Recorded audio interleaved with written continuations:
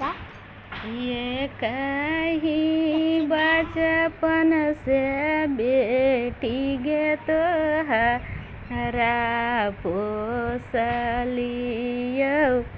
आ बेटा न है त कैलियो मलार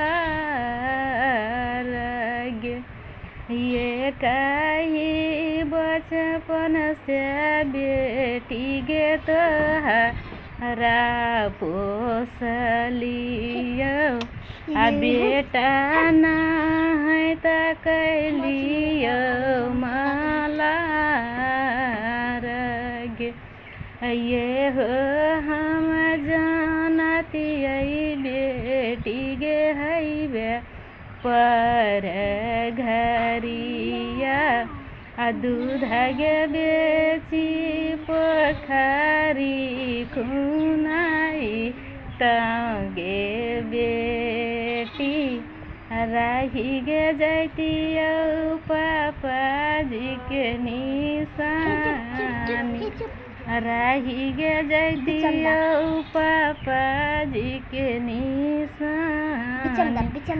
ये कहीं गे बचपन से बहिन गे तोहरा पोसलियो आ भैया न है त कैलियो मलार गे। ये हो हम जानतियो बहिन गे हइबे पर घरिया आ दूध गे बेची स्कूल बनाई तगे बहिन रही गे जैतियो भैया जी के निशानी रही गे जैतियो भैया जी के निशानी।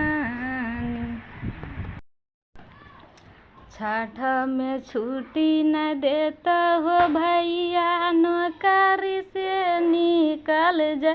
हाँ छठ में छुट्टी न देता हो भैया नौकरी से निकल जइहा। अधरी करेल राजधानी हो भैया भरदुतिया के दिनमा चल अइहा। आधारी करेल राजधानी हो भैया भरदुतिया के दिनमा चल अइहा। छठ में छुट्टी न देता मालिकबा नौकरी